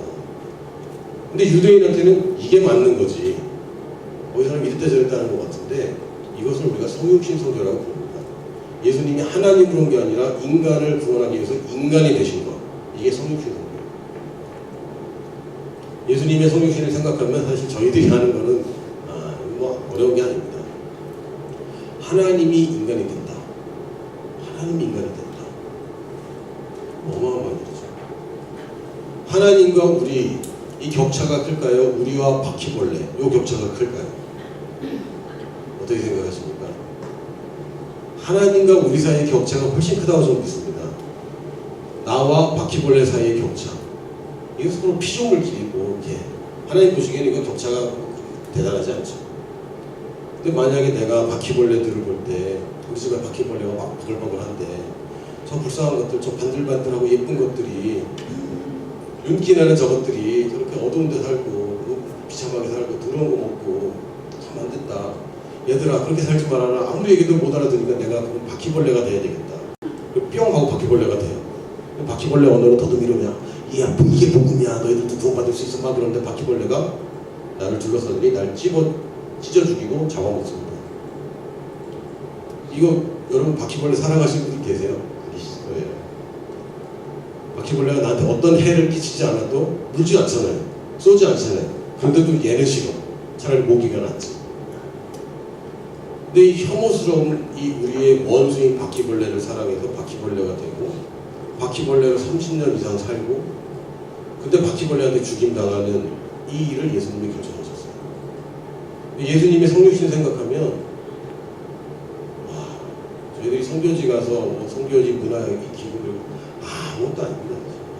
그냥 인간들끼리 뭐 네가 높냐 낮냐 뭐 다르냐 틀리냐 옳으냐 그르냐 이러고 있는 건데 이거 다 선악과 먹은 부작용입니다. 옳다 그르다 선악과 먹고 부작용 생기는데 성육신 성경은 뭐냐면요 우리가 내가 너를 가르쳐 줄게 라고 접근하는 게 아니라 날 좀 도와줘 라고 접근해요. 예수님이 이거를 너무 잘하셨어요. 좀 이따 한번 얘기하겠습니다. 라오스 친구들이 저를 제일 기뻐해주고 반겨줬을 때가 뭐냐면요 라오스 말 가르쳐달라고 물어볼 때 제가 제 자랑 하나는 할게요. 제가 사범대학교 사회교육과 1년을 다녔습니다. 그 시골 학교에 시골 도시에서 사범대학교의 그 총장님의 윤허로 제가 학교를 다니게 됐고 사회교육과에 들어가서 1년을 다녔는데 1학기 때 제가 1등 했습니다. 반에서. 라오스 말을 제일 못해요 제가. 근데 상식에 있어서는 제가 제일 높은 거죠. 어느 정도로 높으냐면 박물관이 뭔지 알고 있어요. 우리 친구들은 박물관이 뭔지 몰라요. 동네에 박물관이 없어요. 교과서에 박물관이 나왔어요. 근데 허피피타판이라고 부르는데 형 허피피타판이 도대체 뭐야? 이 설명을 해주세요. 옛날에 유적들, 옛날에 물건들 같은 거를 기억하고 하려고 집에다가 이렇게 보관해 놓은 거야. 그게 뭐야 도대체? 그걸 왜 해? 납득이 안 되는 거죠. 본 적이 없어요. 여러분 박물관 가보셨어요? 시골 구석구석 다 있던가요? 맞아요. 도시가에 있잖아요. 또 라오스 같은 데는 수도에나 큰 도시에 하나씩 있지 없어요. 그러니까 얘네들이 모르는 거죠. 그래서 제가 1등하죠. 마그마. 교과서에 마그마가 나왔어요. 물어봅니다. 마그마가 뭐야? 이걸 어떻게 설명해? 암석인데 돌인데 땅속 깊은 데서 높은 압력과 높은 온도에서 액체 상태로 존재하는 거야. 그때 얘들이 뭐라고? 그런 게 어딨어? 돌이 뭘 말도 안 되는 소리 하고 있어. 이런 거예요. 제가 1등할 수밖에 없죠. 제가 그러면 이런 대단한 형이에요. 제가 거기서는 영어도 잘하고 한국 사람이고 비즈니스맨이고 돈도 많고 대단한 형인데 대단한 형이기 때문에 저를 좋아해 주는 게 아닙니다. 그 대단한 형이 나한테 보면 너무 좋아해 줘. 너무 좋아해 줘. 제자는 언제 탄생하냐면 리더가 인정해 줄 때 제자가 탄생합니다. 삼국지 같은 데 보면 자기를 인정해 주는 이 장수는 이 자기 주군한테 목숨을 바쳐요. 아무리 주군이 대단하다 아니요. 나를 인정해 주는 사람한테 목숨을 바칩니다. 근데 선교지에서는 마찬가지예요. 내가 낮아져서 날 도와주세요라고 접근할 때에 사실 사람들이 마음을 여는데 여전히 우리는 뭐라고 생각하냐면 가르쳐줘야 돼. 바꿔줘야 돼. 치료해줘야 돼.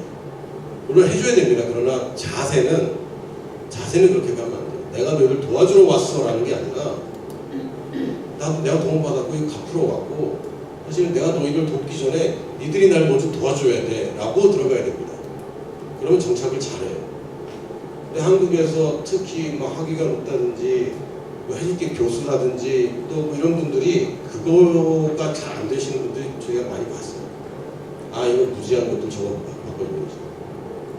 근데 제가 제일 싫어하는 게 라오스 사람들 괜찮습니다. 라오스 분들 좋습니다. 이렇게 얘기를 했는데 라오스 애들 그렇게 얘기하면 안 되죠. 또는 이 동남아 애들 선교사가 그렇게 얘기하면 안 됩니다. 존중해야 되는데 나도 모르게 얘네들 심지어는 놈들이라고 표현한 선교사를 볼 때마다 제가 깜짝깜짝 놀라요. 라오스 놈들 이거 안 됩니다. 절대 선교사 자격이 없는 거예요. 물론 그냥 막 튀어나온 걸 수도 있는데, 말실수일 수 있는데, 자세 자체는 이 사람들이 못하기 때문에 내가 이 사람을 도와주는 게 아닙니다. 복음을 전하러 온 것이고, 이 소식을 모르기 때문에 오는 것이지, 이 사람들의 삶의 질을 높이기 위한 것은 두 번째 얘기입니다. 선교사의 본질적인 의무는 아니에요.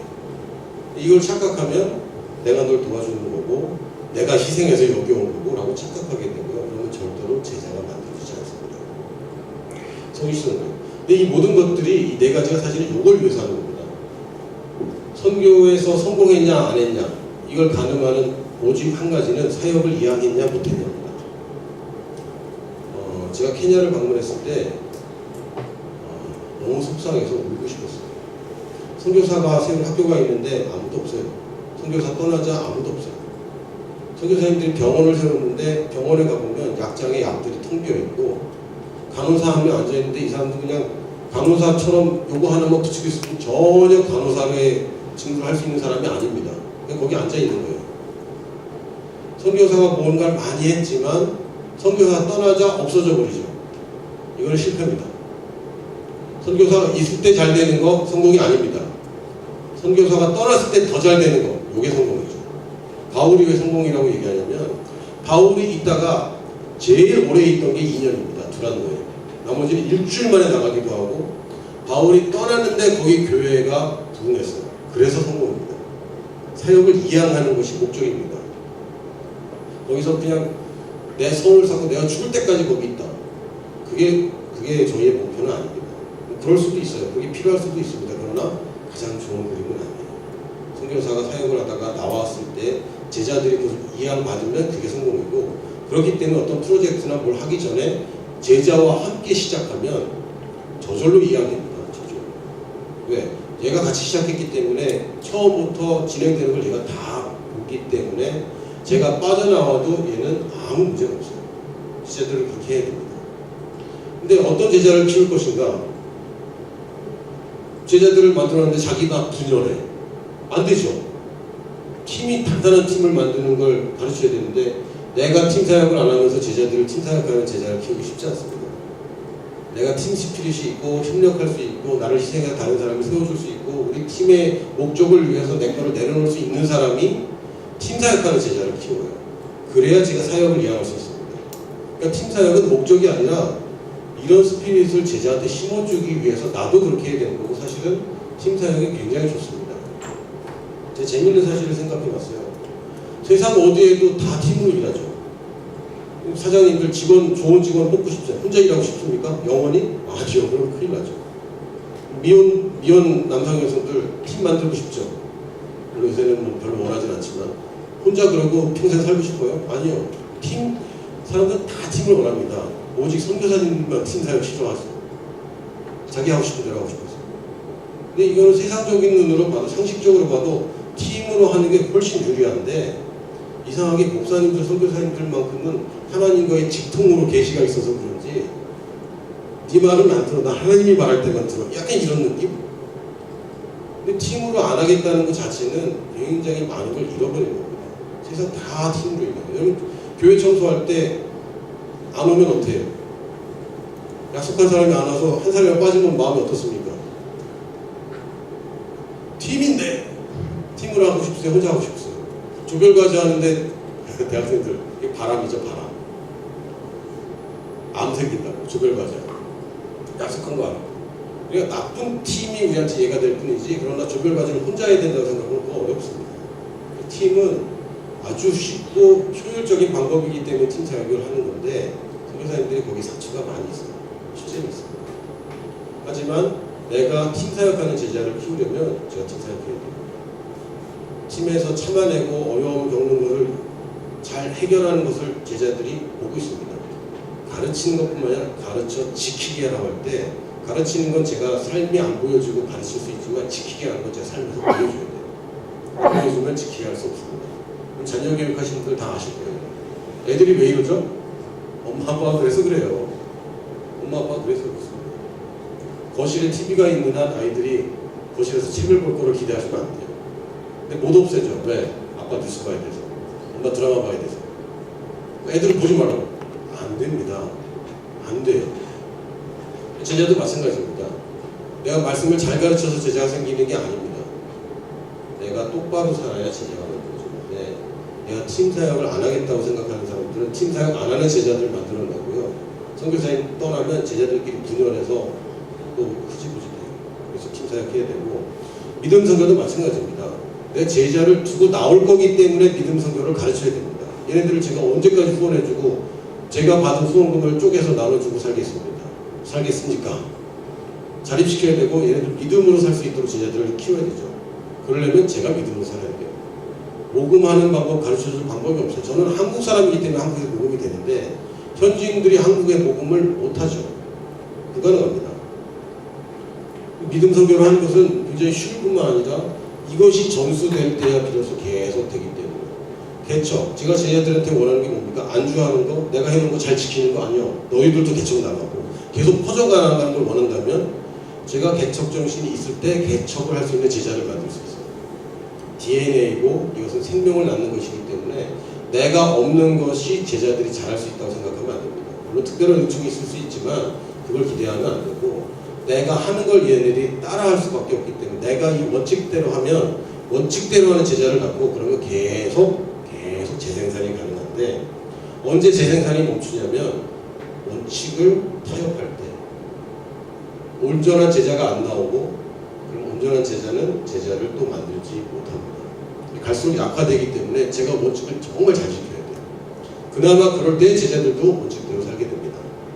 성육신 성교 마찬가지죠. 내가 문화에 대해서 이런 걸 안 보여주면 제자들도 나와서 저랑 똑같이 할 겁니다. 그래서 5가지 핵심 정신 중에 이게 가장 중요하고 이게 목적입니다. 사역을 이해하는 거. 그러기 위해서 가장 좋은 방법이 이것이고, 이렇게 할 때 이런 사역을 이해할 수 있게 되고, 그럼 저희 제자들도 또 똑같은 방법을 할 수 있게 돼요. 이걸 염두에 두고 선교를 해야 됩니다. 근데 현대 선교는 사실 바울의 시대랑 너무 달라요. 달라도 너무 다른 게, 바울의 예를 그냥 적용하기는 무리가 있습니다. 바울은 여행을 다니면서 막 했습니다. 그래서 지금 막 순회 선교도 있고 방문 선교도 있고 비거주 선교들도 있습니다. 근데 바울 때와 많이 다릅니다. 그걸 그냥 있는 그대로 적용하기 어려운 게, 첫 번째는요, 언어 장벽이 있어요. 사도 바울은 언어 장벽이 없었어요. 사도 바울이 다녔던 모든 지역은 로마 제국 안에서 다녔고, 그 당시 로마는 공용어가 헬라어였습니다. 언어가 통일된 세계에서 사도 바울이 사역을 했어요. 그러니까 어디 가나 헬라어를 전할 수 있었고 헬라어 사람들이 다 알았습니다. 문화까지 통일돼 헬레니즘으로 통일이 되버려서 사역을 하는데 그런 문화 돌파나 문화 적응이 필요가 없었습니다. 물론 도시마다 차이가 있지만 헬라어가 통하고 문화가 통하고 화폐가 통하고 다 통하는 세대였어요. 근데 지금 저희가 돌파해야 되는 현대 선교의 과제는 언어 장벽이 있습니다. 영어 공부해야 됩니다. 선교사님들이 영어 공부는 기를 쓰고 해야 돼요. 왜냐하면 다른 선교사님들과 협업을 할 때 한국 사람과만 하는 게 아니죠. 영어는 매개어로서 꼭 해야 됩니다. 매개어를 모르면 언어를 배우는데 굉장히 어려움이 있어요. 근데 또 그 현지에 가면 공용어가 있어요. 그거 또 배워야 됩니다. 심지어는 불어권은요, 아프리카의 가장 많은 나라들이 불어를 쓰는 나라가 영어를 쓰는 나라보다 더 많습니다. 그러니까 불어를 배워야 되면 공용어나 모든 문서가 불어로 돼 있어요. 식민지 시대의 잔재인데 불어를 또 배워야 돼요. 공용어를 배우는 거. 근데 또 거기 종족어가 또 따로 있습니다. 그 종족을 타겟으로 한다면 그 종족어를 또 배워야 돼요. 이거 어렵죠. 그러니까 언어만 배우다가 인생이 끝나는 거예요. 굉장히 큰 장벽들이 있습니다. 왜냐하면 장벽이 낮은 데는 이미 다 복음이 들어갔다고 보면 됩니다. 지금 남아있는 데는 장벽이 있기 때문에 남아있는 거고, 우리의 미션은, 우리 시대가 그런 걸 어떻게 하겠어요?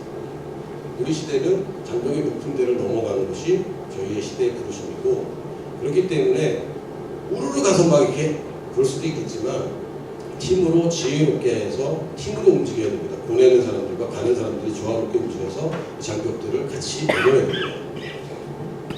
거주 제한이 있어요. 비자 문제가 있습니다. 이제는 선교사 추방하지 않습니다. 그 비자를 그냥 취소해버려요. 그쪽에서 추방 안 했다고 그러는데 우리는 추방 당했다고 느끼는 거예요. 비자 문제가, 예전에 비자 문제가 그렇게 어렵지 않았고요.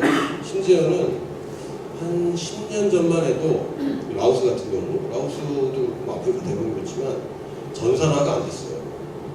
그러니까 여권 심사하려면 다 수기로 쓰는 거죠. 다 일일이 다 쓰고 있어요. 그걸 공책에다 이만한 책에다 쓰고 그 책을 계속 쌓아놓고 이 사람이 여기 왔었냐 안 왔냐 그럼 다 뒤져봐야 되고 이런 시스템이라서 만약 이쪽으로 입국이 거절되면 다른 쪽으로 한번 들어갈 수 있었습니다. 아주 좋은 시대였어요.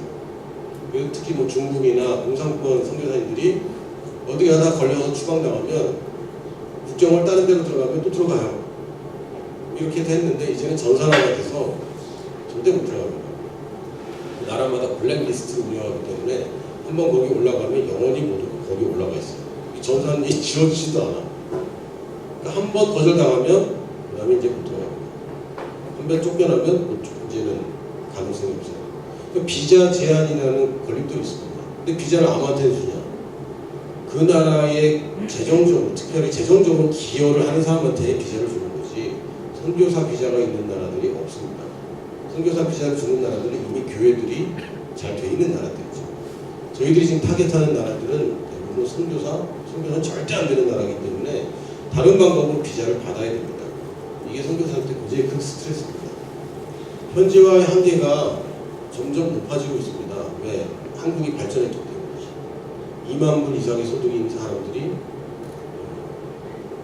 힘든 거죠. 연소득이 1,000불, 2,000불인 나라에 가서 사는 거 쉽지 않습니다. 그 얘기는 우리 생활 수준을 한 달에 10만 원 가지고 살아내야 되는데 한국 사람들이 이제 그거 어렵습니다. 점점 격차가 벌어지는 곳이 우리나라는 너무 발전해 보이고요. 좋은 건데 이게 또 부작용들이 있습니다. 선교사의 자녀 교육 심각하죠. 특히 지금처럼 40대 중반의 선교사들이 선교주로 초임 선교사가 연령이 지금 고령화되고 있는데 그러면 아이들이 초등학교 고학년이나 중학생 때 선교주로 나오세요. 그럼 얘네들 교육할 방법이 없는 거죠. 그럼 국제학교를 가야 됩니다. 국제학교는 대부분 수도에만 있어요. 그러니까 선교사의 사역이 수도에 있을 수밖에 없어요. 자녀를 희생시킬 수 없기 때문에 굉장히 큰 숙제입니다. 저 같은 경우는 참 은혜롭게도 아이들이 어릴 때 넘어갔고 저희도 홈스쿨 했습니다. 홈스쿨 최소 인원이 4명이 넘어요. 저희 집에만 4명 있는 거죠. 그럼 집에서 하면 돼요. 아니면 다른 선교사랑 연합을 해서 이렇게 해야 되는데 제가 살던 지역에 한국 사람 저밖에 없는데 외국인이 물론 중국 분들 많이 계셨어요. 근데 저랑 소통할 수 있는 외국인이 저밖에 없는 거죠. 그렇죠? 저희 국내에.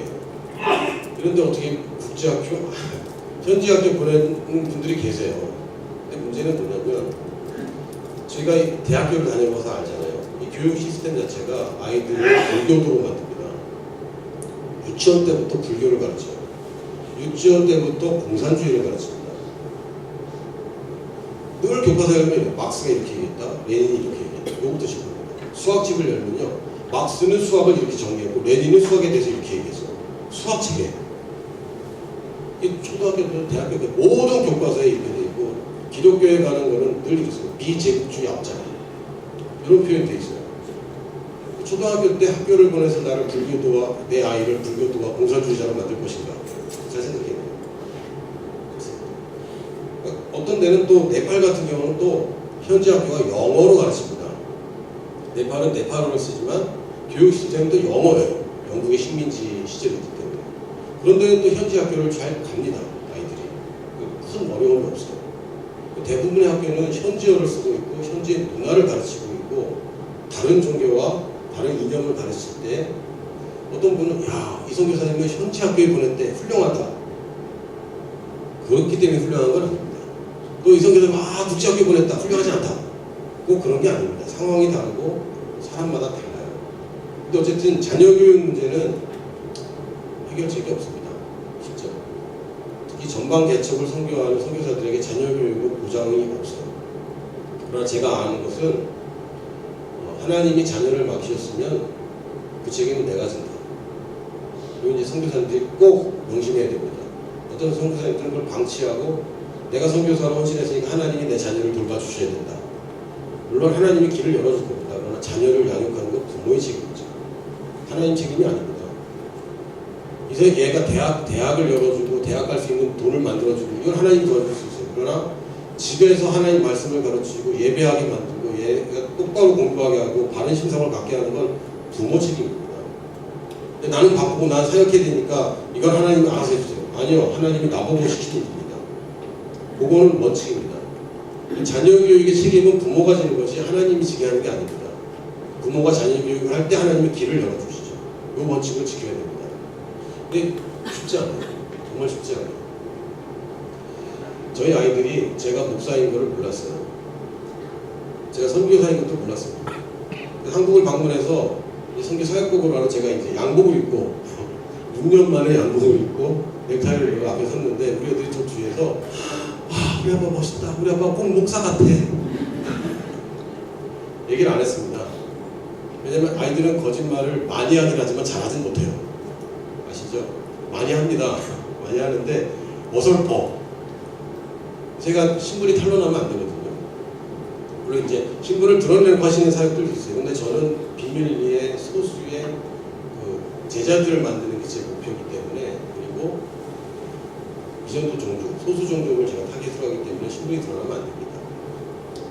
그래서 저희 아이들한테 제가 목사라고 얘기하면 얘네들이 동네에서 얘기할 수 있어요. 얘기를 안 했습니다. 이런 상황도 있어요. 아주 독특하긴 하지만 자녀 교육을 도대체 어떻게 할 것인가 굉장히 고민입니다. 그래서 해결책은 이렇게 하면 됩니다라는 해결책은 없어요. 그러나 이렇게 해야 된다는 원칙만 있을 뿐이죠. 어렵습니다. 다 이거 어려운 얘기들 하는 거예요. 팀 내 갈등, 이거 있죠. 그러니까 바울과 바나바는 좋은 관계였습니다. 왜냐하면 바나바가 바울을 제자로 삼았거든요. 키워줬거든요. 그런데도 깨졌어요. 물론 깨진 게 좋았습니다. 깨질 때였어요. 바울이 리더십이 혹은 이 사명이 그 역량이 바나바를 분간했습니다. 근데 이제는 결별할 때가 된 거예요, 사실은. 근데 이게 미숙하게 은혜롭지 못하게 깨져가지고 결국은 결과는 더 좋아졌습니다. 근데 이 선교사들이 팀을 구성하는 면면을 보면 참 안타까워요. 일단 파송교회가 자기가 잘한 교회가 아닐 가능성이 꽤 많습니다. 저는 다 순조로운지 모르겠어요. 저는 다 잘 됐습니다. 근데 저는 지금 제가 섬기고 있는 파송교회가 27년째 섬기고 있어요. 제가 고3 때 이 교회를 다녔고 지금까지 다니고 있습니다. 저희 파송교회였고 그 목사님이 저희 멘토시고 스승님이고 지금도 저희 스승님이고 저희 아버지 같은 분이에요. 저 같은 사람이 없는 거예요. 선교지 갔더니 파송교회를 찾아서 거기 있다가 혹은 선배라서 학교 선배라서 파송교회가 돼버리는 겁니다. 유기적인 관계가 안 되죠. 선교사를 존경하고 좋아하긴 하지만 사실은 이 사람이 누군지 잘 모릅니다. 교회에서. 그런 경우가 참 많죠. 근데 선교단체에서 혹은 교회에서 팀을 보내줬을 때 둘은 처음 만나는 거예요. 같이 일을 해야 되는데 내가 이 사람을 모집한 적도 없고 내가 이 사람을 교육한 적도 없고 내가 훈련시킨 제자랑 같이 일을 하는 게 아니라 선교단체나 교회에서 보내준 후임자랑 같이 일을 해야 됩니다. 그러니까 생각과 비전과 이 방향이 다 달라요. 리더는 이게 중요하다 하는데 이 사람들은 아니라고 저게 중요하다고. 둘 다 맞는 겁니다. 근데 이게 타협이 안 되는 거죠. 방향성에 있어서. 이 사람이 착하다 나쁘다 좋은 사람이다 이게 아니라 내가 인생을 걸고 선교에 헌신했는데 난 이거 하라고 선교지에 왔는데 리더가 다른 걸 해야 된다고 얘기할 때 이 사람들이 견디지 못해요. 팀 내에서 참 어렵습니다. 그리고 부부 사이에도 얼마나 어려워요. 뭐 20년이 지나도 어려운 게 있을 수 있는데 이 팀 사역은 근본적으로 쉽지 않습니다. 그러나 목적이 있기 때문에 그걸 하는 뿐이죠. 여러분 직장 다니시는 분들 아실 거예요. 아침마다 상쾌하게 야 오늘도 내가 직장을 가는 건 즐겁다. 오늘 부장님이 꾸중할지라도 난 즐거워. 이러지 않습니다. 아씨 어저께 깨졌는데 오늘 또 깨지는 거 아니야? 왜 이렇게 몸이 무거워? 나 언제까지 이거 해야 돼? 그러나 가잖아요. 팀으로. 왜요? 돈 벌려고. 책임이 있기 때문에 미션이 있기 때문에 참고 하는 겁니다. 근데 선교라는 미션은 내 월급보다 더 중요한 거죠. 그래서 그냥 참고 하는 거지만 실제로 갈등 요소는 많이 있습니다. 자, 변화의 속도. 이제는 변화가 너무 빨라서요. 감당할 수가 없어요. 예전에는 검증을 했습니다. 변화가 뭐가 생기면 검증을 해서 이게 이런 의미야 라고 얘기를 했어요. 예를 들면 TV 시청, 아이들의 TV 시청. TV에 처음 나왔을 때 아이들이 TV를 보기 시작했고 학자들이 10년 동안 얘네들 전수조사하면서 TV를 본 애들이 어떻게 되고 안 본 애들이 어떻게 되고 조사할 수 있었어요. 근데 이제는요, 변화가 검증을 할 수 없이 빨라집니다. 이제 스마트폰 생겼는데 스마트폰의 영향이 이런 거야 라고 얘기하는 다른 게 막 나올 겁니다. 검증할 수가 없어요. 요새는 뭐 AI 스피커 뭐 이런 게 나오는데 이게 인생에 어떤 의미를 끼칠 것인가 하는 동안에 또 다른 게 막 또 변할 거예요. 묻히는 거죠. 계속 묻히기 때문에 그냥 흘러갈 수밖에 없는 어마어마한 빠른 속도로 변화되는 세상에 살고 있습니다. 선교지도 굉장히 빠른 속도로 변해요. 라오스 같은 경우는 어떤 목사님이 저한테 얘기했어요. 교회에서 쓰던 카세트 테이프 복사기 혹시 아세요? 카세트 테이프 복사기. 그게 이제 우리가 이제 카세트 테이프를 안 한다. 한국에서 이제 그게 사라졌다. 라오스에 쓰겠냐? 라오스에는 카세트 자체가 없어요. CD 문화로 바로 들어갔습니다. 그러니까 카세트 문화는 들어오지도 못했고 바로 CD 문화가 됐어요. 근데 요즘 애들은요 CD 그러면 몰라요. 다 다운받는 거야. 음악은 MP3를 다운받아 듣는 거지 CD를 왜 사? CD를 줘도 들을 수 있는 게 아무것도 없어요. 여러분 노트북 CD 없어졌죠? 없어졌습니다. CD 주면 차에 놔뒀지 집에서 들을 방법이 없어졌어요. 넘어갔습니다. 벌써. 자, 이제 또 무슨 생각이 들까요? MP3 들고 다니고 PMP 들고 다니는 게 이제 10년밖에 안 됐습니다. 제가 라오스 처음 갈 때 10년 전에 갔는데 그때는 스마트폰 없었어요. 라오스에 있는데 사람들이 막 스마트폰 뭐 애플에 뭐 아이폰 뭐 저거 막 나오기 시작했는데 이게 우리 인생을 다 바꿔놨는데 사실 바뀐 줄도 모른 채 우리는 왔잖아요. 이제 이거 없으면 어떻게 살지? 이런 시대가 돼버렸어요. 검증하고 이게 맞냐 틀리냐 의논하기 전에 그냥 세상을 휩쓸어버렸어요. 이런 변화가 계속됩니다. 라오스를 보면 한 30년 뒤처진 것 같은데요. 근데 또 다 스마트폰을 다 들고 있어. 이게 뭐지? 아주 전근대적이고 발전하지 못한 사회에 있는 발전한 것들도 같이 있는 굉장히 빠른 변화. 청년들, 한국의 청년들을 읽을 수 있어야 앞으로 10년 후에 라오스 청년들을 볼 수 있습니다. 선교사님들이 이제 세대 차이가 너무 많은데 우리 세대보다 이쪽 세대의 변화가 너무 빠르니까 이 세대가 이렇구나라고 이걸 받아들일 때쯤 되면 벌써 바뀌었어요. 어렵습니다. 쉽지 않습니다. 이 어려운 것들만 얘기 드리는 거예요. 이제 여기 미션 울트라고 써 있죠. 이게 뭐냐면요. 지금까지는 특정한 전문적인 훈련을 받은 어떤 선교사가 이 사람이 대표 주자로 나가서 거기서 어쨌든 간에 살아남고 어쨌든 선교 사역을 하는 것, 이걸 이제 우리가 대부분 선교 전략 이렇게 세웠는데 이제는 그런 시대가 지나간 것 같습니다. 모든 세대와 모든 계층의 사람들이 선교에 뛰어들 시대. 선교사 하면은 몇 살로 생각하십니까? 생각해 보세요. 선교사의 적정 나이 몇 살로 보세요? 20대? 한국 문화에서는 20대는 좀 너무 빠르지. 30대? 30대는 돼야지. 40대? 40대도 괜찮은데 조금 힘들걸. 50대? 에이, 힘들지. 약간 이런 경향이 있습니다. 근데 재밌는 건 우리나라에 처음 오셨던 미국 선교사님들은 다 20살이었어요. 20살, 21살, 22살. 이분들이 한국을 뒤집었습니다. 근데 우리 문화에서는 20살 그러면 아이 내가 뭘 알아. 군대는 갔다 왔니? 이런 거죠. 이 문화가 다르지만 사실은 우리가 연령 제한을 두지 말아야 됩니다. 요새는 80세 다 각기 연령별로 할 수 있는 일들이 있습니다. 청소년들이 선교사가 될 수 있을까요? 돼야 됩니다. 청소년이 저희 나라의 희망입니다. 성경의 그 위인들 보니까 언제 헌신했냐면 다 청소년 때 헌신했더라고요. 어린 시절에 아직 자기 인생 계획이 없을 때 하나님의 인생을 붙잡는 가장 좋은 때 청소년 때였습니다. 여러분 자녀한테 뭐라고 얘기하세요? 너 예수님 믿을래 말래 네가 결정해 이렇게 얘기하세요? 아니면 예수님 믿어야지라고 얘기하세요? 믿어야지 당연히. 근데 엄마 나도 선택권이 무슨 소리야? 지옥 갈래? 믿어야지. 이거 선택권 주지 않습니다. 근데 너 선교할래 말래? 이것도 선택권 주는 게 아니에요. 당연히 선교해야 되는 거야. 제가 이번에 큰아들한테 물어봤어요. 야 너는 커서 뭐가 되고 싶냐? 선교사야. 제 큰아들 선교사 되고 싶다고요. 그래서 제가 뭐라 그러면, 야, 선교사 직업 아니야. 당연히 선교하는 거야. 어떤 직업을 가지고 하여튼 무조건 선교하는 거야. 그거는 그냥 정해진 거고, 그건 네가 선택할 게 아니야.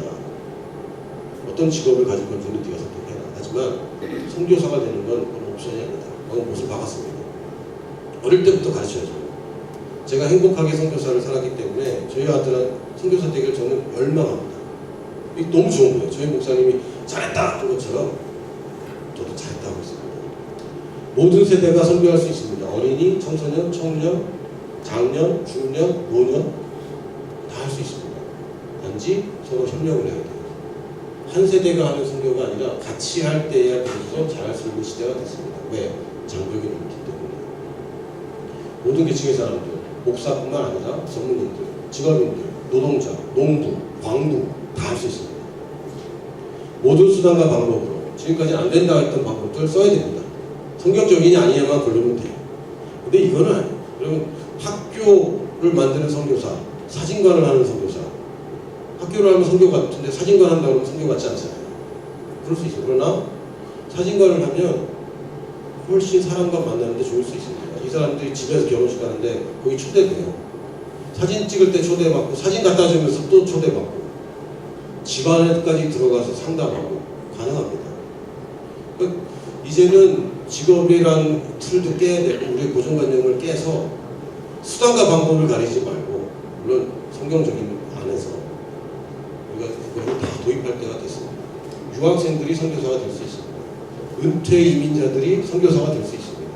직업이 있든 없든 선교사가 될 수 있습니다. 그런 것들을 계속 창의적으로 발굴해야 되고요. 결국은 모든 민족이 모든 민족에게 가도록.